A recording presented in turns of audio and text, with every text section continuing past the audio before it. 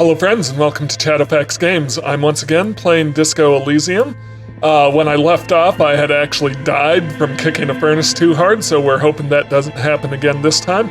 I'm going to explore around, see how far back I got. I think I had already done this. I don't know if I had gone downstairs yet, but I will edit ahead till I'm caught out to where I had left off. So, yeah, I'll worry about that, and I'll see you after the edit.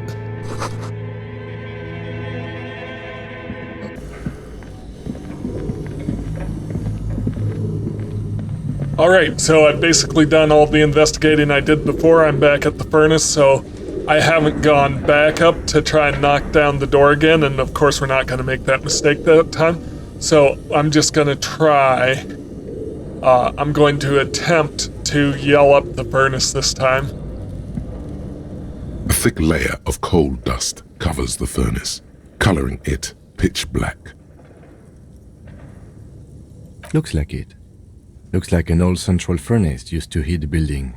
It's connected to the chimney. He opens the door and gingerly peeks inside. No one has used it in ages. No signs of any recent fire. Definitely Only not dead rats. kicking it. Smear your hands with coal, I guess. I don't know what that would do. Look inside the furnace. It's dark and grimy here. In the darkness you can hear chatter. It's coming from above. A voice or several voices talking to each other. Near the smoke chamber, upstairs, the echo is so prominent, it's impossible to discern what the voices are saying or what's producing them. What are you doing? I'm not sure, but I think I can hear someone talking upstairs. Wait, really? You should investigate, see if someone's upstairs. Those voices I heard, maybe it's the malignant entity. Placement said it lives in a chimney. You're right. The rooms do look like they're connected. But malignant entities don't exist. At least not the supernatural kind. Always has to be the skeptic, this man. Alright. What if I smear my hands with coal? A lush layer of coal now covers your skin, sinking into the wrinkles. Your hands look ancient. Maybe you could paint something with this coal. Leave a cave painting for future archaeologists. No, that would be stupid. Okay. So I've got only an even chance, 42% chance of making this. Let's see if we can make it this time. You muster all your strength and yell. Failure. Your dehydrated, hungover throat can produce little more than... The chatter from the chimney continues on as before. Then again, maybe it's worth actually trying something up there. Maybe you should let your voice rest, officer. Try again later. Alright. Definitely not kicking it. Yes? I'm just gonna leave. Alright, so let's go back upstairs, see if knocking can have any effect, or if I can find anything going on up there. Alright, so the one thing I didn't do is I didn't talk to the lady on the radio yet. Let's do that quick. The dusty radio computer sleeps on its wired. The machine lights up like some prehistoric animal stirring from its slumber, revealing fluorescent play and print keys on it's empty like a beehive without its... The filament you have would fit perfectly inside the compartment. Alright, so I'm gonna insert the production schedule. Like a smooth drawer, the filament slides into place. On the keyboard, the play key starts blinking. Press play. A bar of fabric right above the keyboard starts producing a soft hum. The sound of static seeps through the machine's planar magnetic driver. The static gets louder, slowly filling up the abandoned hall, until a voice speaks out, crackling and old, cutting into the air. Good afternoon. Fortress accident en rue de Saint-Ghislaine. Please repeat. Is this the production schedule? What are you, a machine, or are you alive? Yes, I am alive. I am 74 years old and my name is Yvonne. Now please repeat. Is this the production schedule? She repeats passwords. Programming people are all paranoid. Okay, but where are you? How did you know where I am? I work as a repeater at the East Insulindian repeater station. It's my job to know where you are, Fortress Accident. As for me, well, I am sitting in my cubicle, surrounded by a wall of radios. Now please tell me the reason for your call, Fortress Accident. Why did you call me Fortress Accident? Fortress Accident is the company on whose name the terminal you are currently using has been registered to. Do you have any other information about this company? One moment.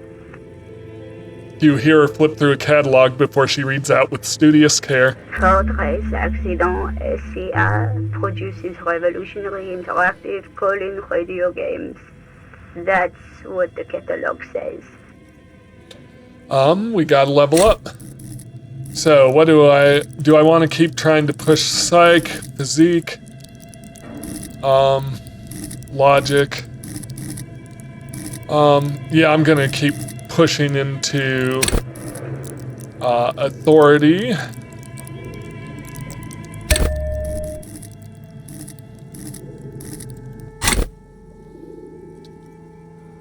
That's not bad. And what's that? This interactive call-in radio game? Any other questions? You hear her ask when the static drowns her response. Any other questions you hear her ask when the connection finally improves? What's the production schedule? The filament you have inserted into the reader. All right, thanks for the explanation. That was a question. Have you inserted it into the core? Yes. Good. Please repeat the password. Password? Of course it would have a password. That's why there's a human administrator involved. Is it my birthday? No. A hint system is not part of the protocol for repeater stations.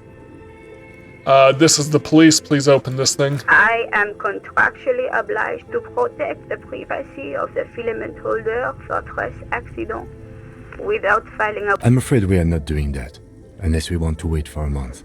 Now, can you please repeat the password? I don't know the password. Received. I will register this login attempt. Don't worry. Passwords have a way of turning up sooner or later. Fortress Accident, is there anything else I can do for you today? That's all for now. Thank you, and... Tiles on the cube are still smoldering, What if casting the framework in a soft glow. Fluorescent play and print keys shine on the keyboard. I can't remember if I tried pressing print. Nothing happens. All right, let's leave. Yep.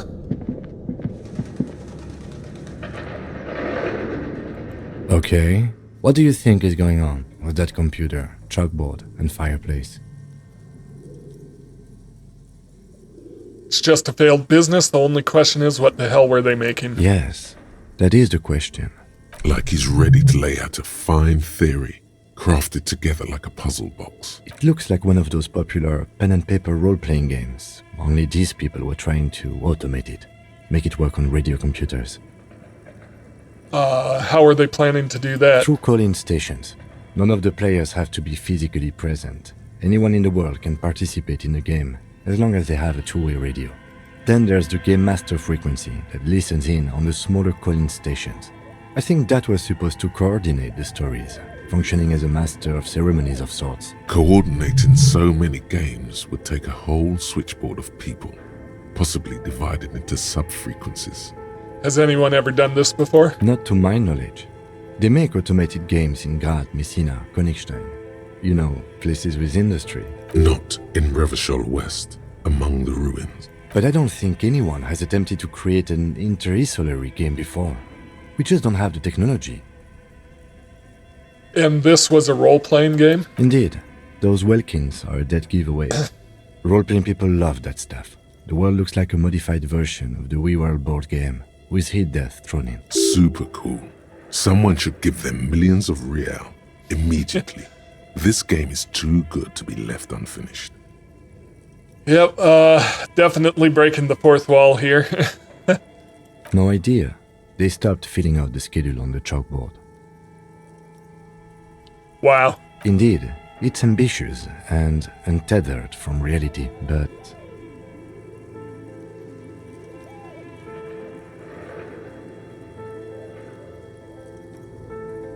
The world is cold and lonely. This would keep it company. Let's finish it. It's too late for that, I'm afraid. Okay, let's keep moving. So, as I recall, there was nothing in the information here that indicated a password. So I'm gonna come through here and go upstairs.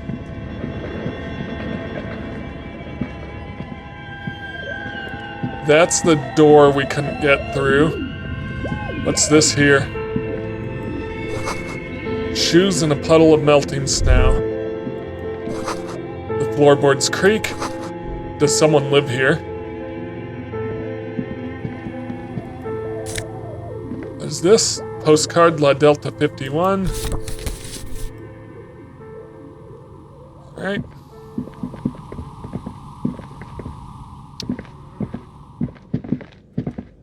Alright, I'm gonna knock on here.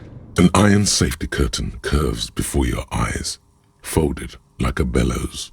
It covers half the room, blocking the way into a colossal industrial chimney.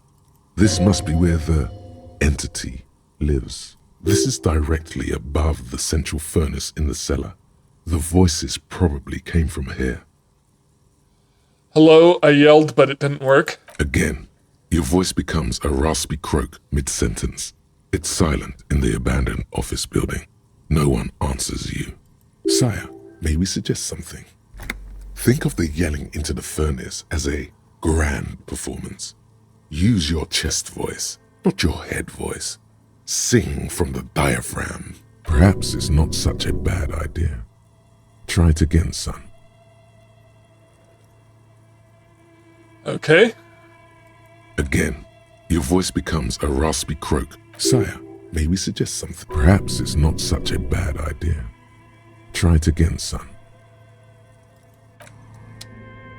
Alright, so they want me to go back downstairs and yell into the furnace, I think is what's going on, so I'll do that.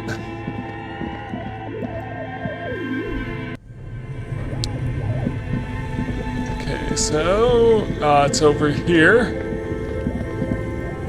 A thick layer of coal dust covers the furnace, coloring it pitch black. Okay, so I have a higher chance now, 58%. Something breaks loose in you. A mighty bellow echoes throughout the chimney's depths. The chatter of tiny voices above suddenly cease. Then, Hello?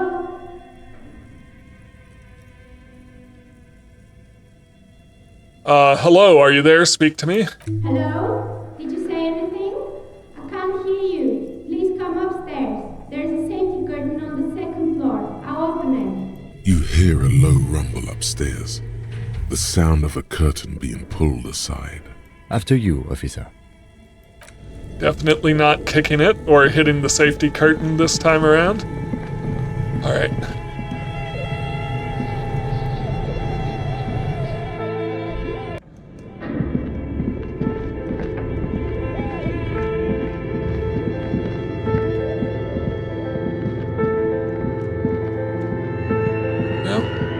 The safety curtain is up.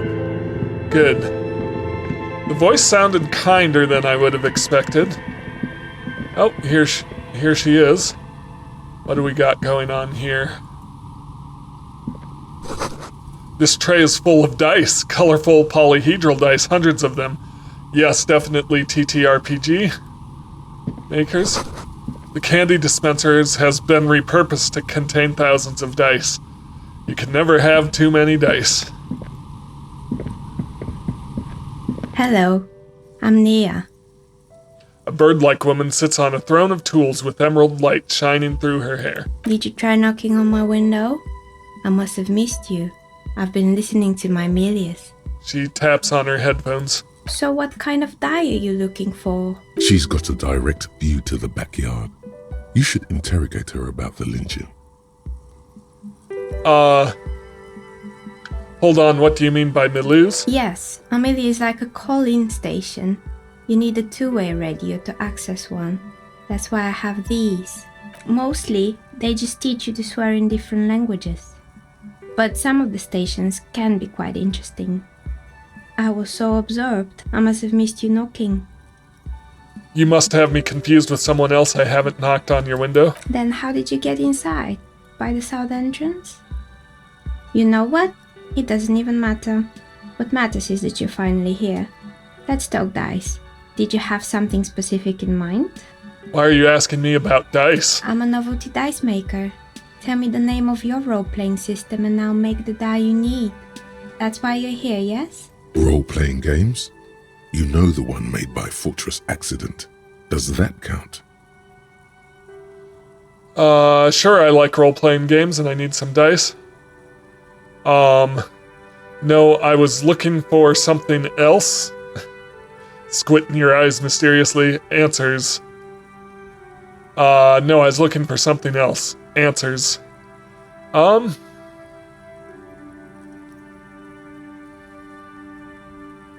Do I want to keep up pretenses? Do I just want to be honest?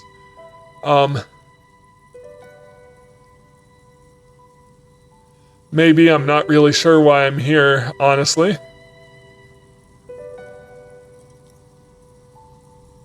We're gonna go mysterious. Answers? How strange.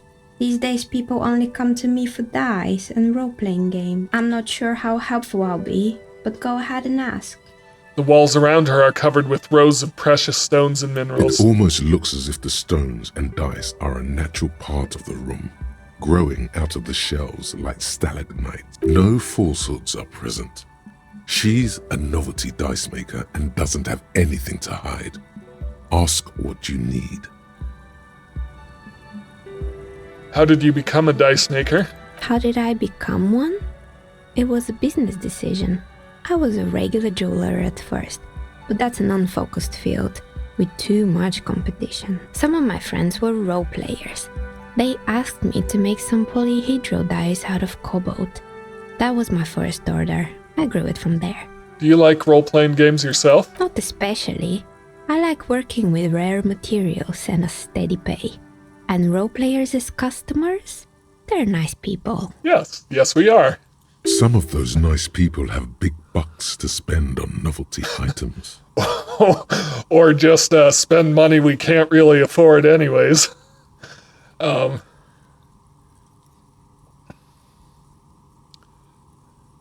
Hey, where are we anyway? What is this place? We're inside the chimney of an old central furnace. It's strange, I know.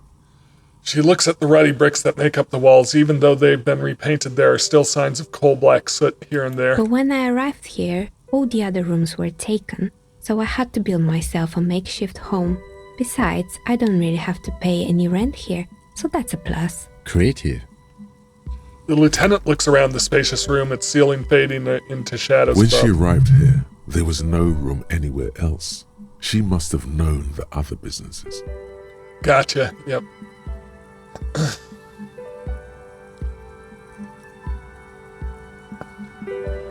Do you know what happened to other tenants? Everyone else is gone. More or less.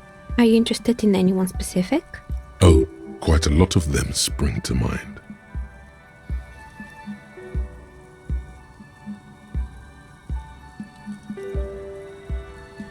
There is a terrifying taxidermied bear in the cellar. Oh boy, the fabled Revershow ICT. You're in for a treat here. She smiles and leans closer, hands on her knees like a stand-up comedian ready to tell a story. The place was owned by two guys who had some rather innovative ideas about marketing. The bear was one of them. Now ask me about their other ideas. Indeed. What were the other ideas? Alright, what about the other There ideas? was really just one. And it involved picking out the prettiest girls in the neighborhood and paying them 20 cents per hour to man the booth. And by man the booth, I mean slump behind the counter with a face that could maim you if you ever dared to disturb their bored magazine browsing. What did they expect? 20 cents per hour as dogs pay? I'm surprised they showed up at work at all. Oh, but they did. They did show up to work, and not alone. There were also acne-ridden girlfriends and gorilla-like boyfriends loitering near the ice cream stand. And they already had the bear. She closes her eyes as if remembering something painful. What about the bear? The bear. She repeats, pressing thumbs into her temples like trying to suppress a headache. It didn't work out? Of course not. The bear was terrifying. No one wants ice cream guarded by a hostile apex predator. To make matters worse, the fridge didn't work too well either, and half the ice cream came out malformed and partially melted. Eventually, Ravishore Ice City lost the price war to its rival, Glacé 5000. Glacé 5000 sold caramel sundaes for only 5 cents a piece, out of regular fridges. Nod solemnly, it's the market doing its job. The bear was scary. Every time I saw that bear, I felt scared, like it could become alive any moment. The taxidermist who made it said it was his vision beast. He said he met his vision beast while high on desiccants. He called it Megatherion. Sounds cool. Megatherion? What's a vision beast? It's an imaginary beast that guides you through life by telling you to do more drugs, mostly. That kind of a person. I don't have a comment on drugs. I don't do drugs. Very good. You shouldn't do them. You're a police officer after all. Anyway, now you know the story of the fallen ice cream empire. She seems almost sad, finishing the story. Some dust beams swirl in the afternoon air. Her eyes follow it idly. Little sparkling embers under the window. Anything else? Another failed business, perhaps? I've been here for a long time. I found the building's intercom, but it's not working. Oh, right. I hope you didn't try to ring me. I think none of those doorbells work, including mine. I'm still in the middle of connecting the wires. Sorry about the confusion. So you're telling me that you have a doorbell there? Which one? The one with an empty name card. It's the last one in the list. As I said, it's quite useless right now. It doesn't work yet. I have a few more questions about the building. Sure, I'm listening. Does someone here make stuffed animals? I saw mounts lying around. You mean Mr. Fabron, the taxidermist? No, he mostly just did drugs. Anything else? He's the one who mounted the bear, I assume? What about the rotor blades and skis? They were made by a company called Slipstream. After they pivoted from making rotor blades to skis, their chief executive took off on a vacation with all their money. Honestly, I think it's quite funny. I think he's still sending out holiday transmissions from Tulula or Tiumotiri or Hashtkor or wherever he is. Interesting. What do these transmissions say? The usual, I imagine. That he's been thinking up all kinds of new business plans and can't wait to get started on them just as soon as he returns. Her smile widens before she sees the lieutenant's face behind you. Men like that are a curse. Sure, but Slipstream is history now. All their remaining assets got seized by the bailiffs in 47. I have no idea why those skis and blades are still lying around in the house. Not much use now, I guess. They were just props. Why return them? Maybe you could make a sword out of one. No, wait, forget it. It would take too long. What's up with the broken windows? Oh, this one's a mess. There used to be a company that promised to repair windows 24 hours a day.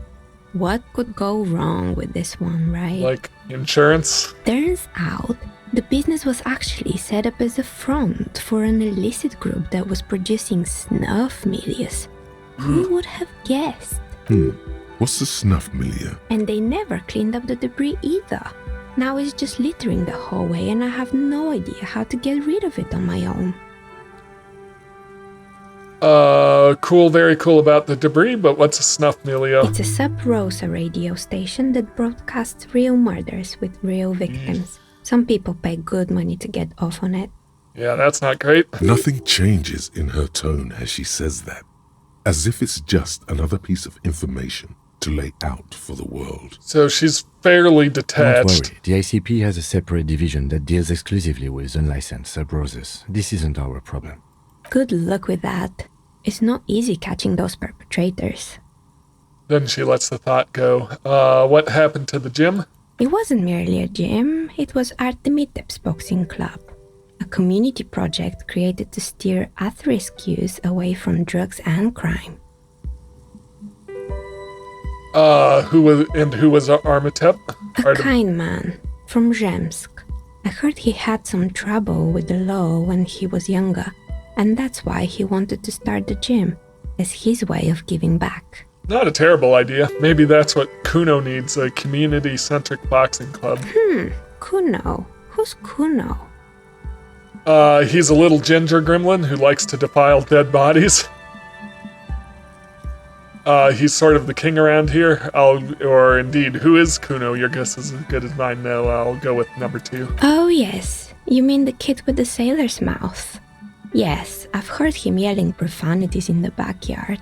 She looks out of the window. It's oddly quiet there at the moment. I think it would take more than a gym to help that kid. How did the community project work out? It didn't. If anything, it made the youth situation in Martinez even worse. At some point, someone started a rumor that the punching bag downstairs was full of amphetamines. It's not really full of that. No one would store their drugs like that. Eventually, the coalition took away the funding and the club went bankrupt. This was a few years ago. It's gotten much more peaceful around the plaza ever since. I found creepy mannequins. There used to be a fashion atelier here, but I have forgotten the head designer's name. They were doing well for a couple of years, until the insect rights activists came. Insect rights. What in the name of... Yeah, that's my response. The atelier produced a certain collection that used chitin among the materials. Apparently chitin is made in the Occident, where it's extracted from beetle wings. And you know how all kinds of political movements are big in the Occident. The activists shut down the biggest chitin supplier, which of course caused the price to skyrocket. And, naturally, all the most fashionable tastemakers refused to be seen in chitin from then on. The atelier went bankrupt before they could finish the collection.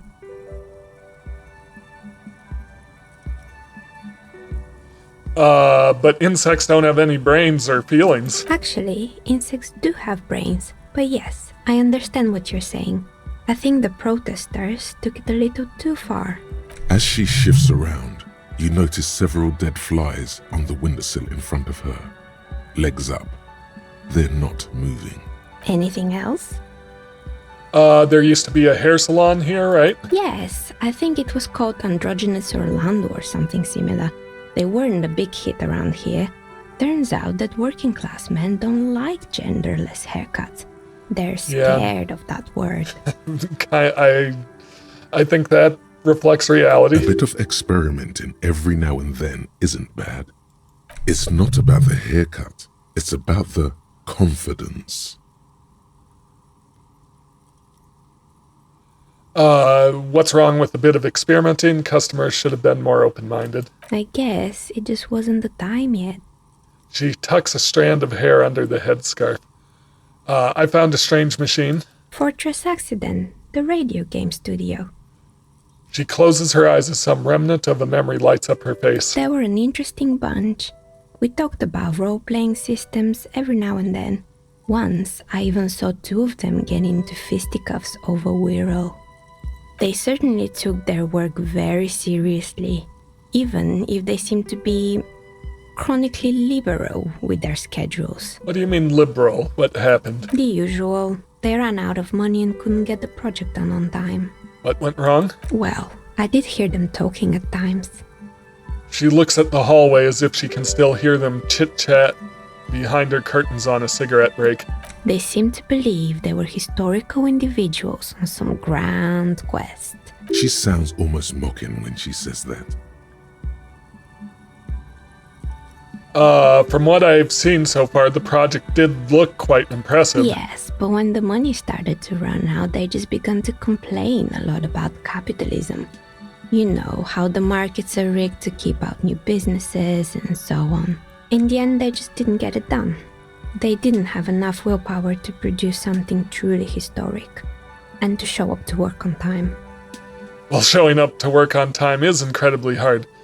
That's too bad. I would have supported them. The project looked great. You're right, they should have just tried harder. They had ever...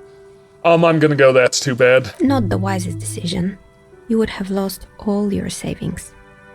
The result is 1 on a 20-sided die. She tossed a pair of dice. One of them stops near the edge, and the result was 1. Anything else? Alright,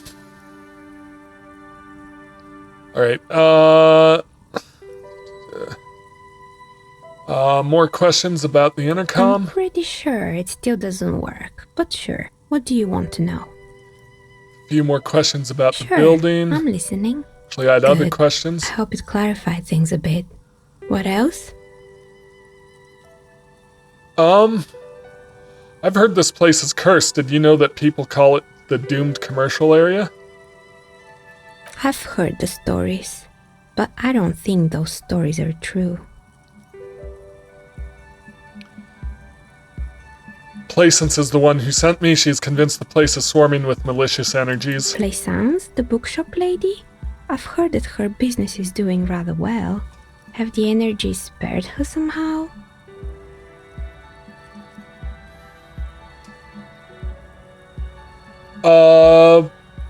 Actually, the bookstore isn't doing well. There are hardly any customers, and she has to exploit her own daughter to keep the company going. Oh, right.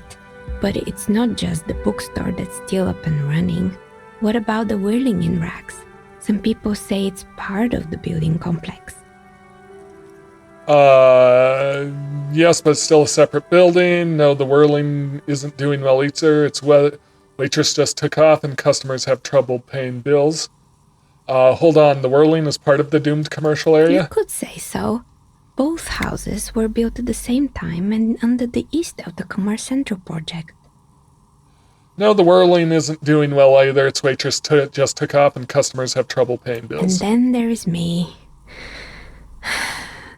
She sighs, looking at her messy work table. All kinds of tools lie there scattered, from knives to carving files to wire cutters. I've been here for 14 years, selling novelty dice to role-playing enthusiasts. Not exactly a million-real business idea, yet somehow I've survived despite the talk of malicious energies. Strange, isn't it? Maybe it's just because she's so talented that she's been able to woo the curse.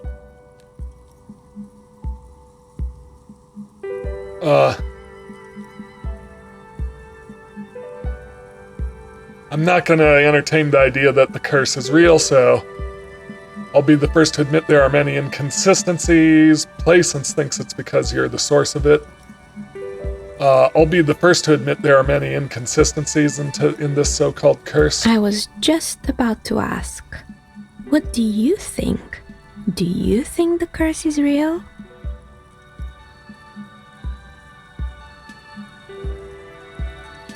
Honestly, I'm not sure. This world is a puzzling place. I think it still might be you that's causing this. Narrow your eyes very mysteriously. I'm starting to see that there is no curse, only business decisions and natural market fluctuations. Exactly. Truth is always so disappointingly mundane and boring. But I'm glad we got this sorted out. Anything else I can help you with today? That's all she has to say on the subject. She's been thorough and truthful, as far as we can see. Shivers, Legendary 14. This is a white check. I can retry it later. Shivers, what do you,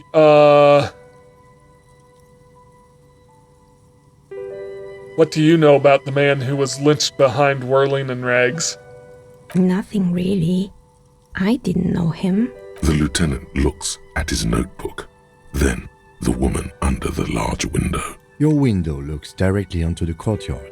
You're saying you didn't see or hear anything unusual last Sunday evening? I'm sorry, Detective, but as you know, I usually have my headphones on when I'm working. It shuts out most of the daily ruckus behind my window. What do you mean by the daily ruckus? Well, there's always something going on in the Whirling's backyard. She stops to try and come up with an example. During daytime, there are usually those kids. And lately, I've been seeing a lot of drunk workers hanging about. Must be because of the strike. She's heard of the murder, but did not see it, sire. But I never saw anyone during that fateful Sunday night, I'm afraid.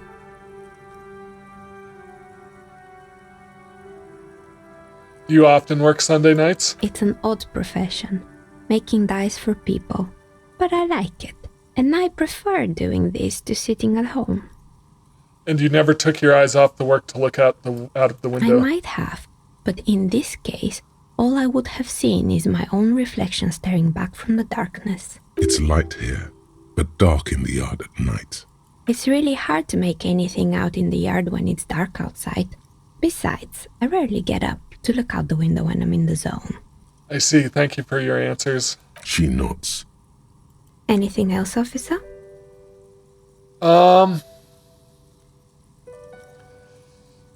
Do I want to risk it?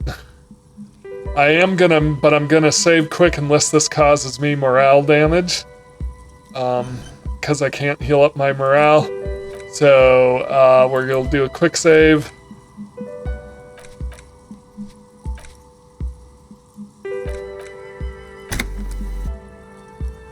Sorry, hang on. It's not letting me save it. Okay. Continue. So it's kind of fighting against save scumming, which is fair enough. Let's give it a try. You feel nothing. If anything, it's uncomfortably warm in here. Start taking off your clothes. You need to connect. No, we'll leave it at that. She has begun to idly clean one of her carving tools with a dirty kerchief. The tool's sharp edge shining in the light of her desk lamp. I'll leave.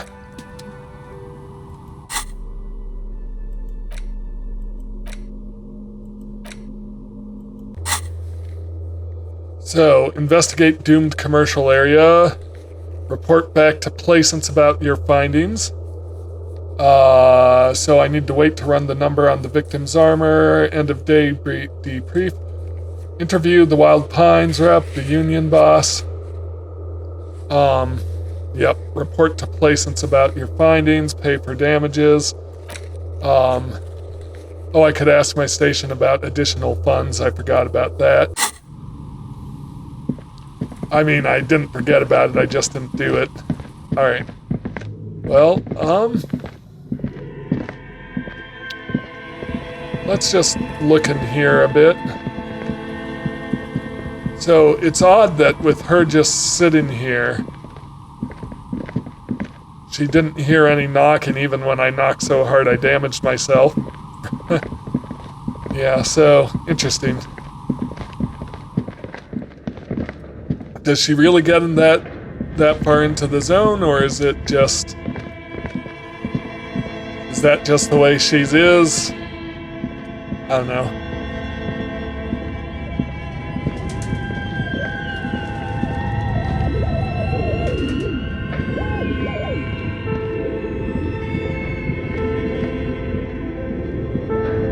Just want to look around.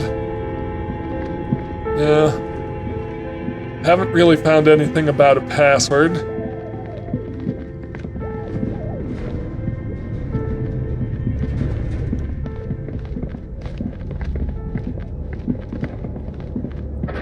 Alright, let's report to Placence.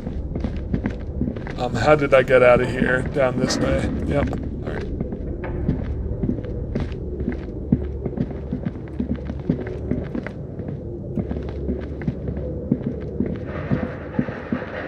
Here's the gym. I didn't want to lift the barbell.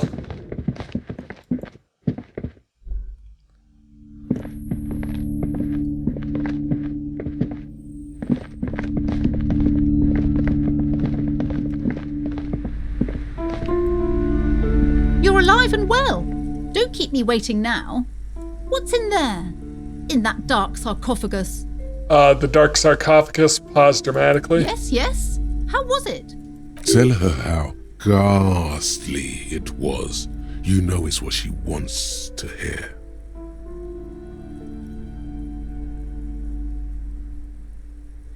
It was a charnel house of failed business enterprises, leeching life energy from this bookstore. Honestly, a dump, nothing to see there, just heaps of garbage. Someone should let the sunlight in. I'm in no position to give out personal opinions. Well, drama is telling me I should play into it, so let's do that. I knew it. Oh, such horrors that have been thrust upon us.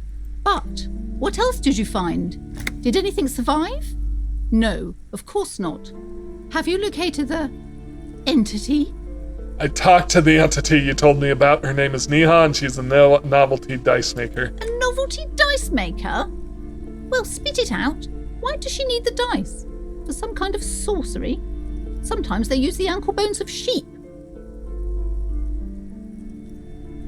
She's not a sorceress or some malicious entity. She's a businesswoman like you. No, ma'am, I have felt her aura. She's not the one to blame for this curse. She may be involved, but I don't have a way to question the malicious entity further. No, ma'am, I felt her aura. She's not the one to blame for this curse. I don't understand. If it's not her, then where is the source of the doom? How did she explain the curse? The narrative she's built herself, it does need tearing down. She's squeezing on the pendant too tight. A drop of blood in her palm. Just don't say you don't have any answer yet. The uncertainty is killing her. To hell with it. Perchance you ought to just lie, sire.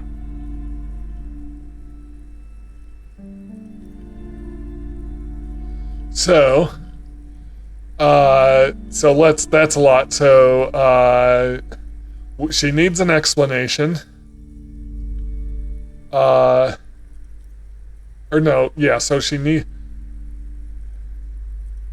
So she needs some sort of an explanation. I could lie. Narrative needs tearing down. So not this one. Let's do the source is in the taxidermist shop. He became involved in arts darker than taxidermy and brought the void spirits down upon this place. Oh, how horrid! I knew something wasn't right about that place. Tell me, did you find a way to break the curse? Yes, I performed the ancient Semines dispelling rites. The commercial area is doomed no more. Yes, I called upon the spirit of Guilherme Lemelian to banish the curse in a flash of disco brilliance. Yes, I despooked it. The curse is definitely gone. Yes, I performed the ancient Semines dispelling rites. This commercial area is doomed no more. Of course. I trust my Semines wards and charms kept you safe while you perform the ancient rites. She looks at you with admiration. All that matters is that the energies are retreating. I can already feel the curse lifting. It will be a long time until we're fully free of it, of course. But still, thank you, officer. Truly, you've brought a better psycho-emanation to this humble bookstore, and that's no small achievement. She so badly wants this to be over. She would have believed anything. All right, then. All's well that ends well. Alright, so task is taken care of. Nope, still not quite at a level up point. Alright, so let's do the 2 interviews we need to.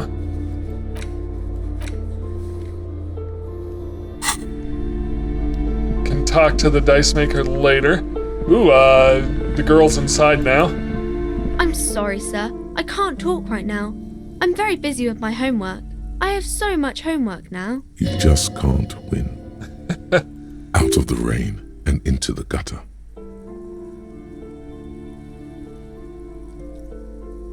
Suggestion. What are you missing? Why does this feel familiar? Yeah, we'll give that a go. You have absolutely no idea. Familiar?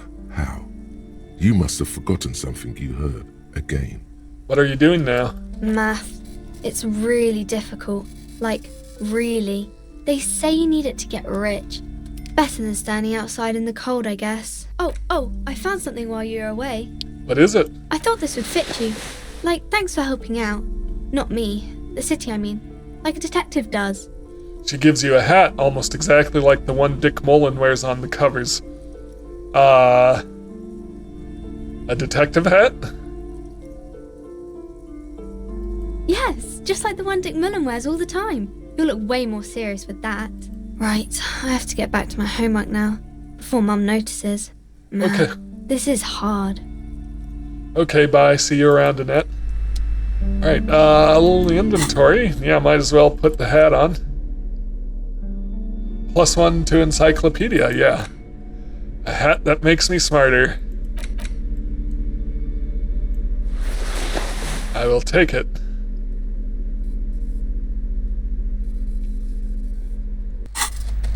Yeah.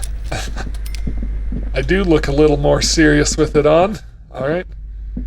So, curse broken, you know, sort of. What's this? The book is titled Man from Heimdall and Wildfire. Alright, so, we need to talk to the Wild Pines rep. Find the representative of the logistics company who owns the harbor and ask her about the murder. She should be around here somewhere. Union boss. Enter the harbor and seek the audience with the Debrador's union leader, Everett Clare. Alright, so I need the Wild Pines rep in the union box. Find out who is in the union box. Gart has told you. Alright, so, yep. What's this?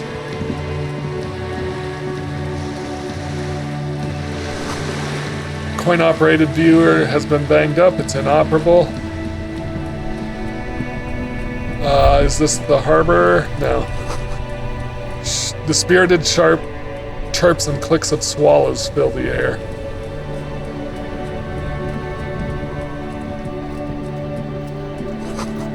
Tire tracks leading onto the roof. The slush and rain has almost washed them off. Interesting. So is this where the thing came through? Some great tectonic force has cracked the pavement like an eggshell. This damage looks like it was caused by an earthquake. So tire tracks came through here. Can I get up on here? I don't know, I guess not.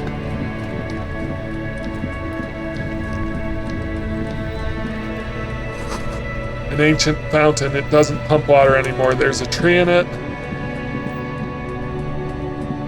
What's this? Plastic wrapped macaroni stamped with humanitarian aid. Interesting. This says food gift from the people of Messina.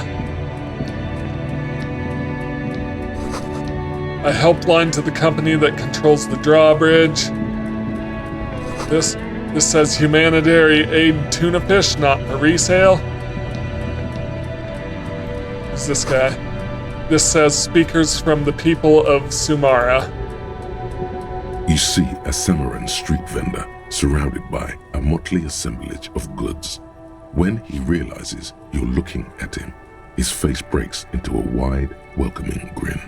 The name Sileng is embroidered over his breast pocket. Happy shopping, officer! Everything's cool here. He gives you a thumbs up. Everything's cool. The goods are cool, the customers are cool, the place is cool. And one more thing, officer, you're very cool. He makes both hands. Bang, bang, bang. He makes both hands into finger pistols and fires a few finger bullets into the air. You feel a twitch in your index fingers. There's a finger shootout brewing. Whip him out. Don't shoot, officer. Have we got an arrest here or just a shakedown? An arrest. Of course, I'll come quietly. But perhaps I could convince you to arrest some of my wares, officer. With your money, maybe? What kind of stuff are you selling here? The food packages you're selling have humanitarian aid written on them. How come? We'll do that last. Where are you from, Seling? Me? It's a boring story, officer. Who cares about the past? I'm all business now. All Revachol. This man probably comes from Seaguy, sometimes known as the Apricot Suzerainty, an archipelago in the Samaran Isola. You're from the,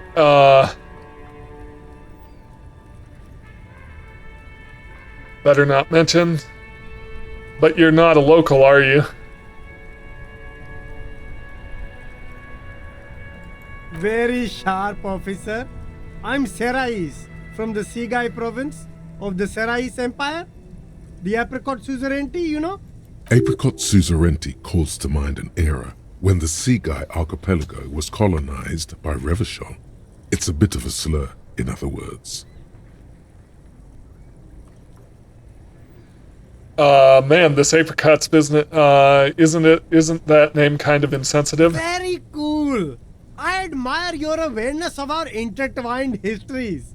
It's super nice of you to apologize for colonialism. But the Apricot Suzerainty is a shithole.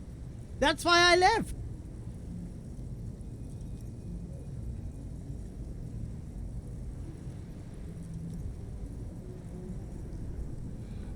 You're welcome. I do try to be supportive of other people's cultures. That's so cool, officer. Speaking of, why not support an independent local entrepreneur by buying some pens and glasses? What kind of stuff are you selling here? Only the coolest goods in Revachol. I've got sneakers, speakers, extremely comfy pants too. Try them on right here. No shame, only freedom.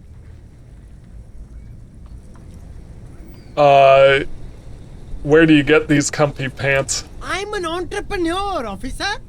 I've got sources, buyers, suppliers, distributors, manufacturers, wholesalers, all extremely cool and above board. Hang on, I'm gonna go into thoughts quick. This is low. Not quite there yet. What's finger pistols? I'll need to wait, I guess.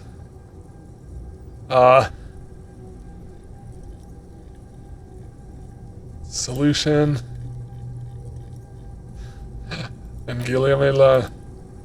Alright, so I've still got to finish something. Do you have a permit to sell all that? Good joke, officer. Here we don't have permits. Just economic freedom.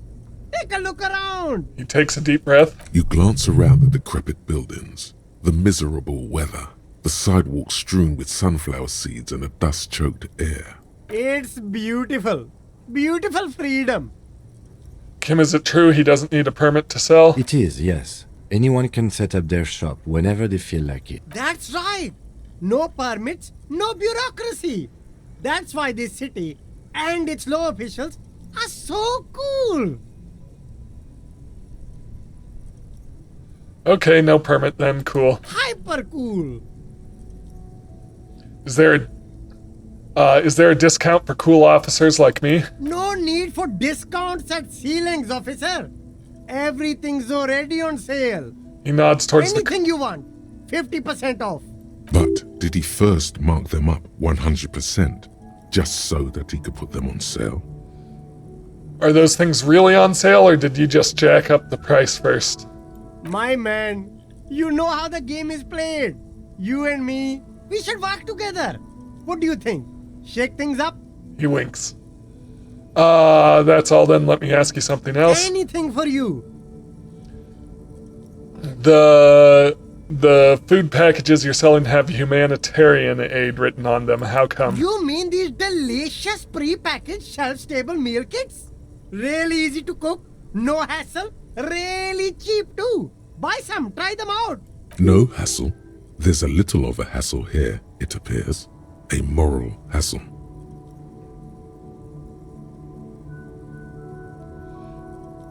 I think one said not for resale on the packaging. No problem here, officer. I get all this from one of my suppliers, An extremely reputable guy. And who is your supplier exactly? Oh, he's a good guy. I think you'd get along. I'll let you know the next time he's around. Interesting. The lieutenant whips out his blue notebook.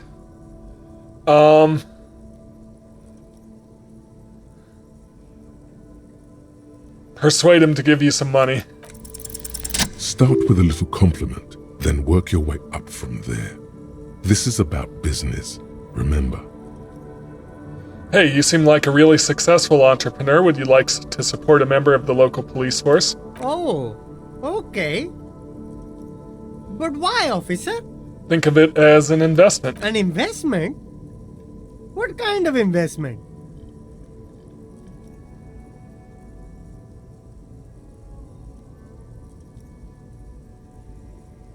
It's an investment in me, a highly experimental human being. My risk-reward ratio is insane.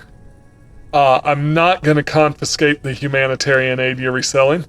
I'm a policeman. It's an investment in good relations with the RCM. It's a good investment in your customer base. Gotta prime the pump man. How about I'm not going to confiscate this humanitarian aid you're reselling? Ha! That! You drive a hard bargain, officer. I respect that. Okay. What's it going to cost me? Be reasonable. We'll try 10 real. Sounds like a fair deal all around. Corruption. It's just like bus or seagull. A kid watching out of a window describing things going by. He doesn't like it too much, but what do you do? Alright, I'll look around, thanks. Ace is low.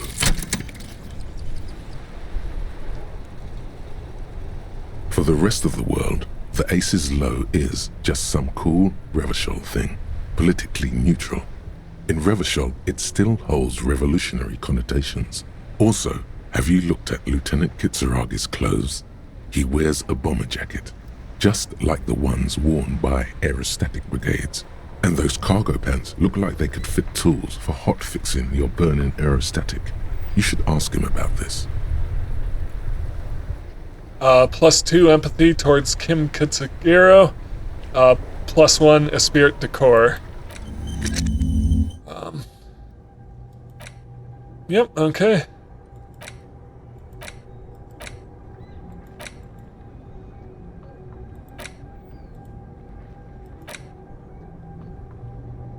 Learning camp for perception raised to 5.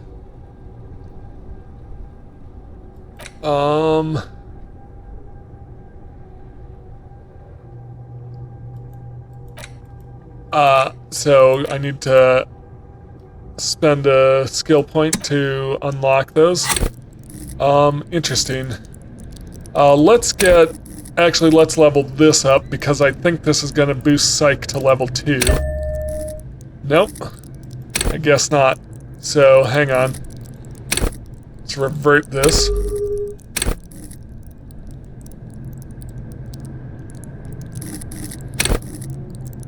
Is there a way to get these higher?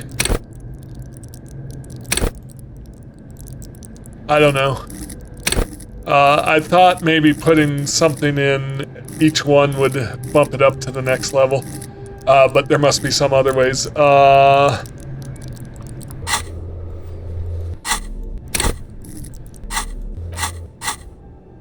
Let me unlock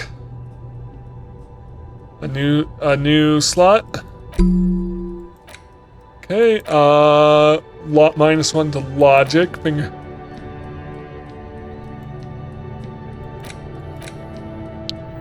I'm gonna do this.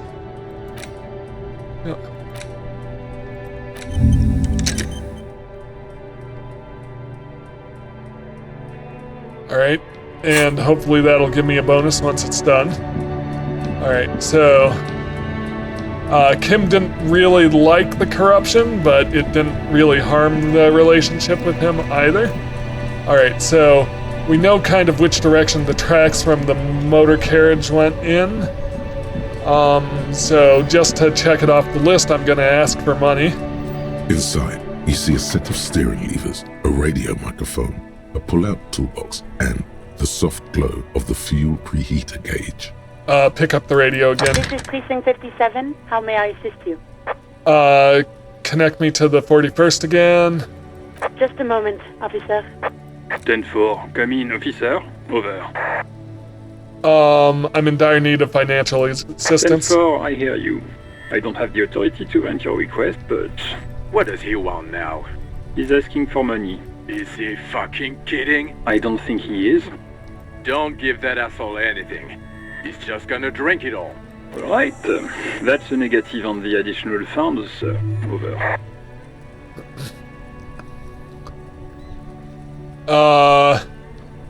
It is paramount that you grant me more money. Please, I'm begging you here. I don't even have a place to sleep tonight. He says he's in trouble. Doesn't have a place to sleep.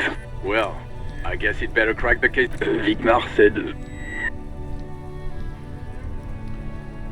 It's paramount to the investigation. He says it's important to the case. He isn't getting a red cent.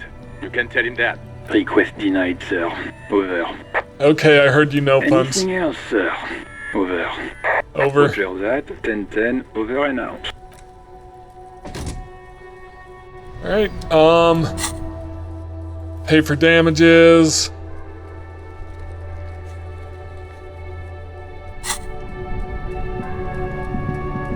Alright, so let's talk to her for directions again. Officer.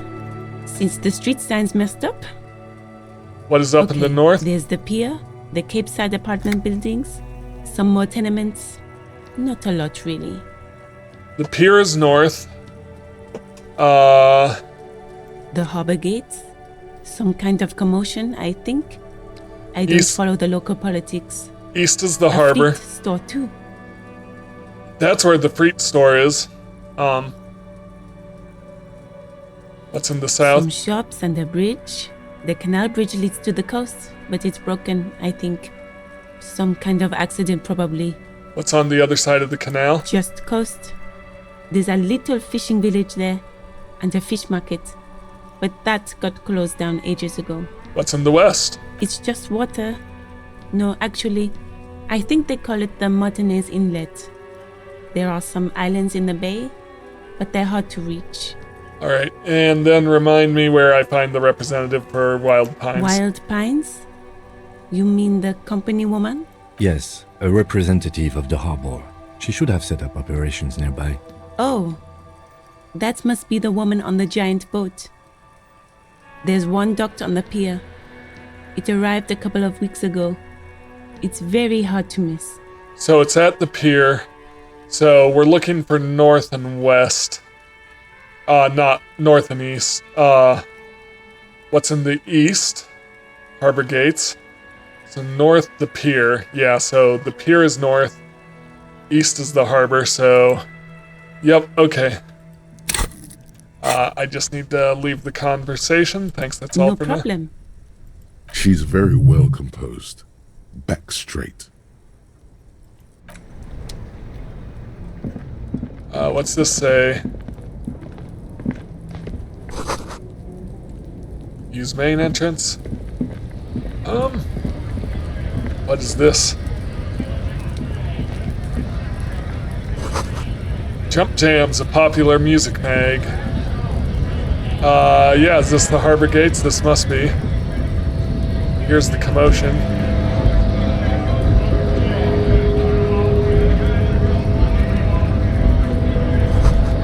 It says GRIH, the Greater Ravahol Industrial Harbor. Work. Scab? Ask a man with jolly eyes tilting his head. You're hazy on the notion of a scab. Smells like politics, though. Maybe it's got something to do with the flask he reaches for from time to time. What exactly is a scab? A kind of a worm, content with mere survival.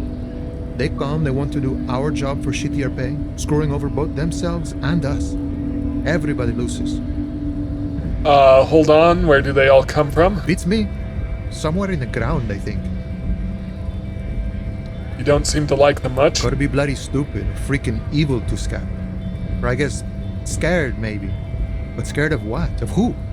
He looks at the mask, squinting his eyes as if trying to ascertain what they're scared of. Personally, I'd rather beg than scab.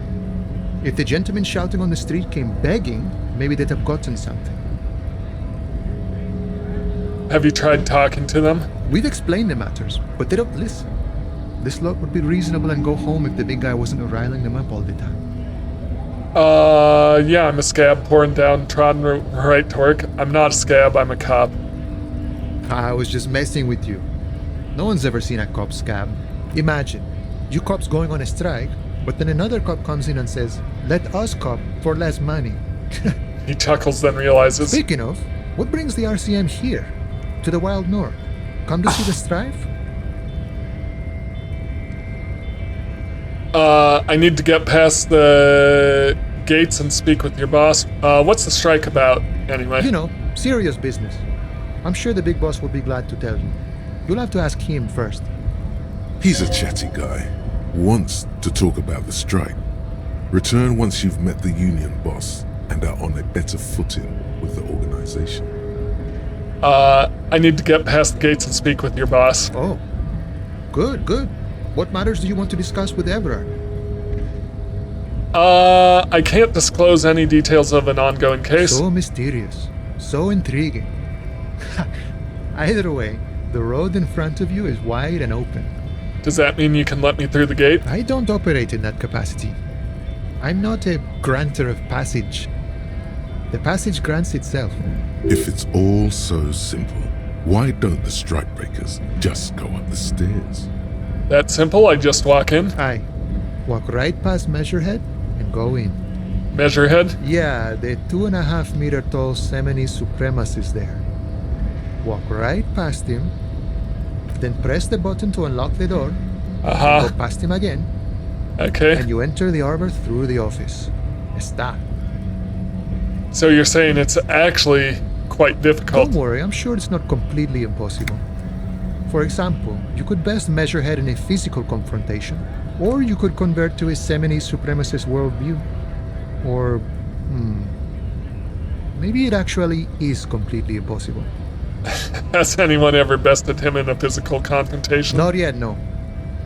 He's incredibly strong. Has any of the scabs tried converting to his worldview? Jean-Luc himself would say the philosophy has proven overly heroic for the scabs to convert to. Not enough intuition. Got it. Sure. Nice talk. Gotta get moving. Let's go up and talk to him at least. Yeah, let's go up and talk to him. What's going on here? In case of a strike, press button behind guard. A hermetically sealed door locked by electronic means. There's no plot lock-picking a door or kicking this one. Motorhead crushes all. Just look at him, the wonderful hunk. He's got some fans. Nobody betrays your degeneracy. Yeah, Measurehead. His body totally betrays his degeneracy.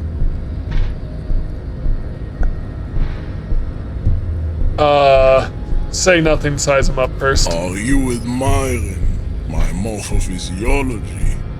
A ripple of muscle passes underneath his skin. He lets you look. It must be frightening to stand in the shadow of this racial pinnacle.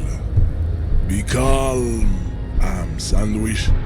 You are not in danger because you are not a threat to me. Puff out your chest, still say nothing. What is this androgynous display of sexual maturity? He looks down at you, taking stock of your physique. Merely standing up makes you sweat profusely. Your breathing is erratic. Your own heartbeat in your ears grows frantic, and you feel your blood pressure rise. Stop it! You are embarrassing yourself in front of this woman and your pedomorphic friend. This display of weakness may appeal to older women with a stronger maternal instinct, but it is a liability here on Battlefield Martinez. Jean-Luc, his body is betraying his degeneracy pretty hard. Maybe you can ask him to leave. What do you mean my body betrays my degeneracy? You have succumbed to Al Ghul. His face contorts in disgust as if he were smelling a dead rat. You reek of it. An invisible sword of Al Ghul emerges from your throat. You cannot see it, but others can. It is making the woman in my company sick. Wait, Al Ghul? Yes, Al Ghul. He means alcohol. Understood? I doubt it. My microcephalic race, so... Smell your breath, Kim. Is it really so bad? It's not good. It's like a rat crawled into your stomach, got drunk and drowned.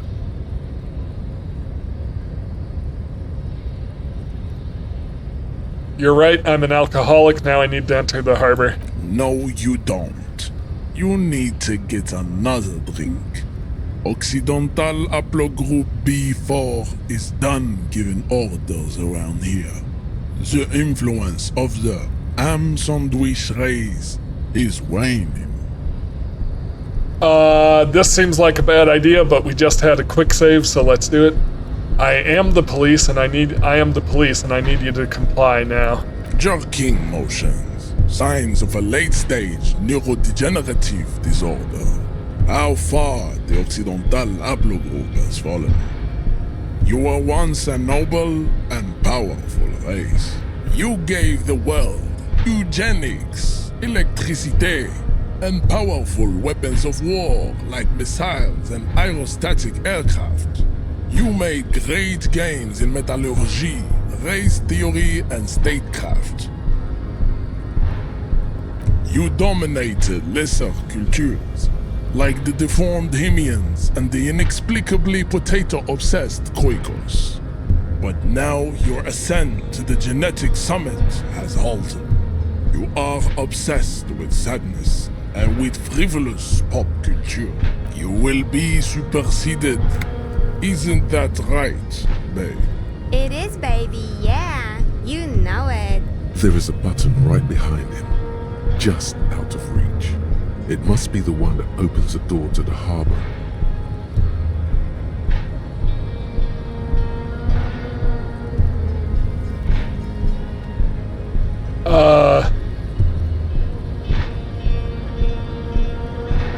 Push him back seems like a terrible idea.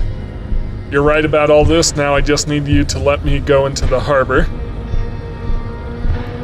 Enough with this begging.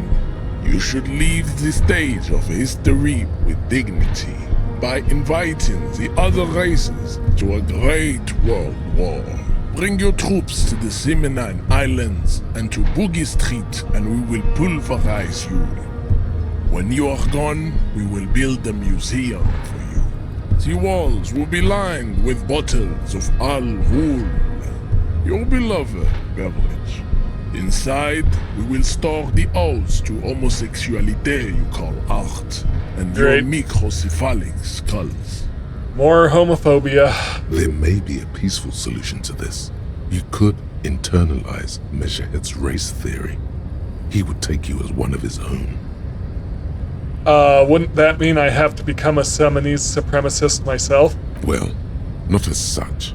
What you do with a mastery of advanced race theory is up to you. You could reject the findings, sure, or accept them and become an advanced racist. What are those tattoos of yours supposed to mean? Racists are generally not very good examples of their race. He gestures towards the lorrymen down the street. Welcome to Revachol. You hear him yell at a redhead woman visiting the fritter nearby. He must think redheads are immigrants. I am not like them. I am craniometric perfection. I have taken the trouble to permanently draw a phrenologic grid. on my skull and features. This should dispel any doubt. The drawings are precise and look true to their pseudo-scientific ambitions. One thing, however, it is not entirely free of throwbacks in the phylogenetic tree. His large jaw, for example, could be a trait indicative of criminalism. Also, his earlobes could be small.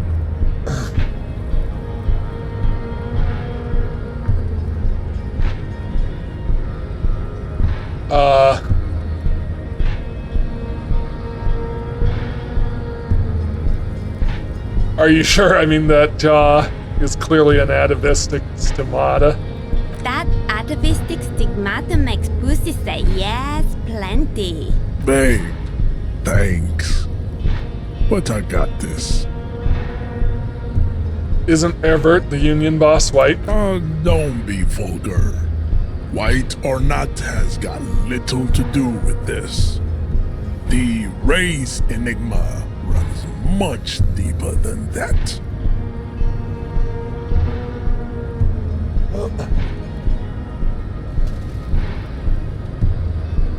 This is frustrating.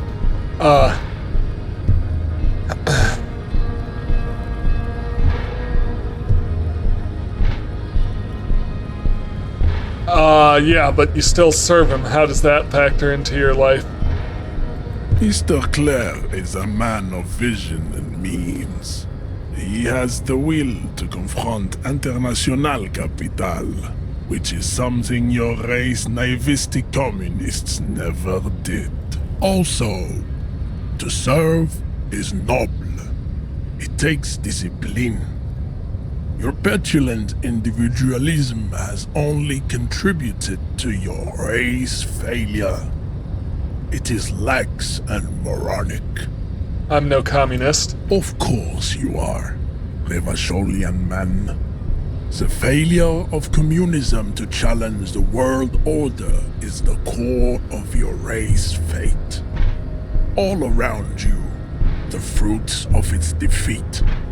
Individualism, rock and roll music, sexually transmitted disease, above all, rampant multinational finance still reigning large. Tell me, where have you gotten your love of pathetic communism from? Degenerate youth culture? Rock and roll music?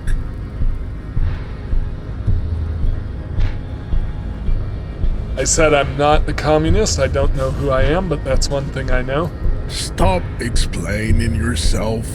No one cares about your beliefs.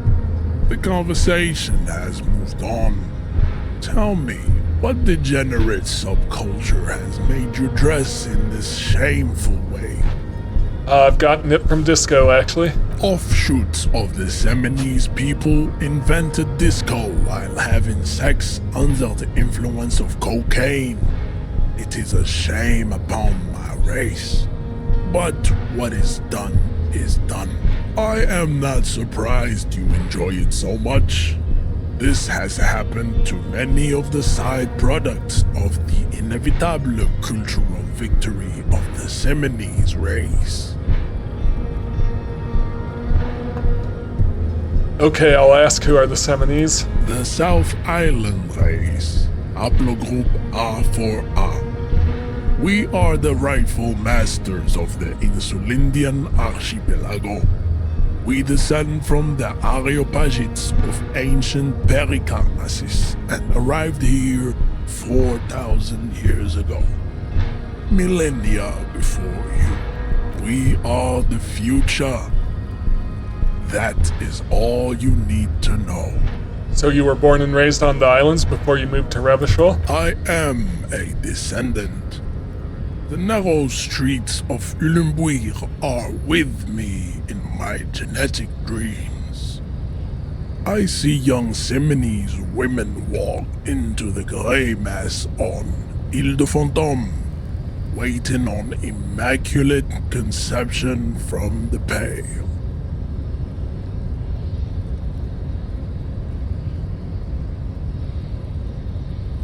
So you did not come from the islands? No. I have heard about it on the radio. So you're really not Seminese, you're just from Revachol? I'm from Couronne. And no, it is not just in Revachol. The city is central to the Simonese strategy. Spreading through its trade networks, our culture will dominate the world. You have heard enough about our phylogenetic secrets for today. You have extinction to come to terms with, and never getting into the harbor. Kim, what do you think about this? I don't think anything about this. We are wasting our time having this conversation. Your pedomorphic friend is right. You should leave here with your tail between your legs, contemplating race extinction. I am an immovable obstacle. I'm gonna try to convince him I buy into it. Ask what kind of races there are first. Classification is core to this stuff. Measurehead, I'm new to this world, help me understand. I need to know what kind of different races are there. Do you?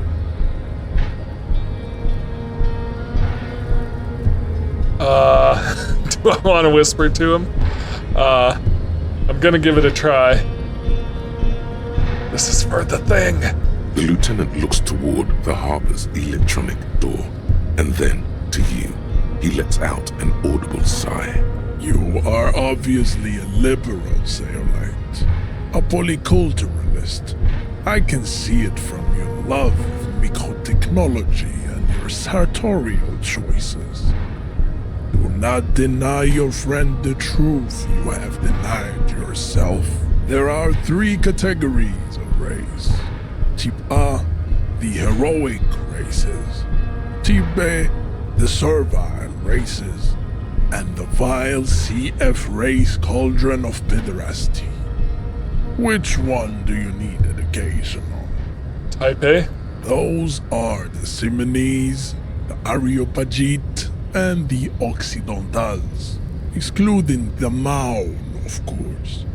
The Maun are riddled with eczema to the point where they find it impossible to smile. They are all lactose intolerant, a common result of inbreeding. A receding genetic pool has led the Maun on reprehensible street parades.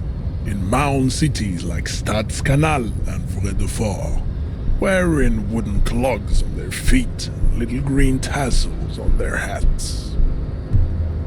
Okay, got it. Where are Type A then, in your view? The Vespertines and Messenians of Vesper and Messina, the ancient Meteorans of Meteo by the golden Pisantic Sea, the Suren of Sur-la-Clé, and even the North Königsteiners, all have Type A race propensities. The other large Mondial civilization, the Mesk, are too yellow and oleaginous to count as a heroic race. True, they are violent and expansionist, but they have a glandular problem. He draws his finger across his face. Overproduction of sebum. Sebum is leaking into their brains, making them listen to El Mariachi music and eat toxic minced meat-based food, which in turn only produces more sebum. And who are the Seminese and Aeropagites in this? As proven by the Maun and the Mesk, Occidental Type A is in retrograde. The Seminese and the Areopagite are on the ascent. What's the difference? And the Seminese are? The indigenous people of this, the Insulindian archipelago. The Seminese inhabit the southern islands. I am Seminese, from the stock of Ulumbuir on Ile de Fantôme. And the Aeropagites? The Areopagites are the master race of the Ile Maran deserts. The Simonese are descendants of the Areopagites.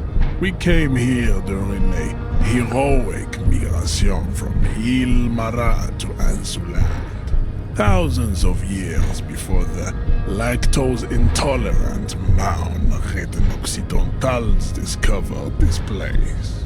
What's the difference between the Seminoles and the Areopagites? The Areopagites are sleek, long-headed. The Seminoles are powerful, mesomorphic. The former is an immutable progenitor, unchanged since the Super Isola of Pericarnassus. Ancient brains rest in their slender skulls. You fall silent, contemplating the beauty and the mystery? The latter is perfected and adapting. Together they form the Semino-Areopagite, or Simeopagite superrace. That is all. There are no more Type A races in the world. Type B? Type B are the unheroic races, amorphous non-competitors of the great race. The Khoikos and the Vacholiers, they are mud-colored people. The Khoikos of Grad, Yugo, Zhimsk, Shest et al. Are what you would call white, officer, in a suspect description. You said Khoikos. I've been trained to identify them as white in official descriptions. Yes. To an untrained eye, the Khoiko appear white and pinkish, like a ham sandwich. But look into their eyes and you will see. They are of an indistinct color, and so is their skin. Unhealthy, muddy, and ashen.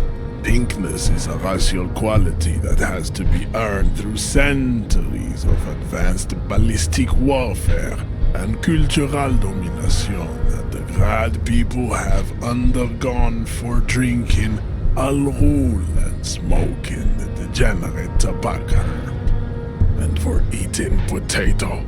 The Khoiko, the countless micronationalities of Grad, are all inexplicably obsessed with potat. The only thing they like more is dividing into microscopic ethnostates, like political amoeba. Wouldn't he be one for ethnostates? You don't like ethnostates? They are microscopic. The Semino-Areopagite superstate will cover the entire remaining planetary crust, uninterrupted. From Holy Semenine to the Boreal Plateau of Katla. Its leaders will be the genetic epitome of the Semenese and Areopagite stock, elected by nature, not the base inner spoilage called demos. The Bacaliers you mentioned? The Vacholians, halfway between Type A and the racial called Ron. Two makes to know right from wrong. You tried your degenerate little revolution, which was the single greatest failure committed by humans in our 82,000-year history on this planet. Is it 82,000 years that we've been recording history? You have very little idea of what is happening, but that seems a little off.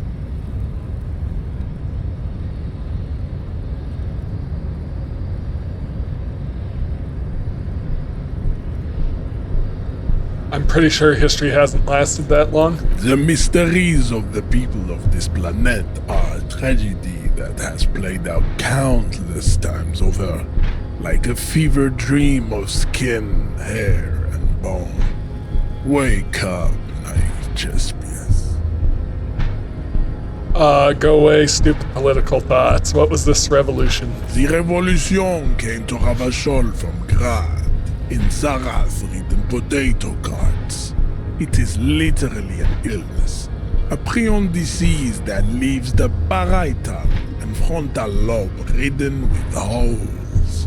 A soft, sponge-like mass of dementia, hallucination, and paranoia. The revolution is fatal familial insomnia, a hereditary prion condition passed from the Khoiko to the Occidentals. But not sexually. Probably through trade roots and potate acid, the prime component of the potato plant. Enough of Type mediocrity. All right, well, I'll continue this next time. Thank you so much for watching this. If you enjoy my content, please like, comment, and subscribe, and I will see you in the next one. Have a great day.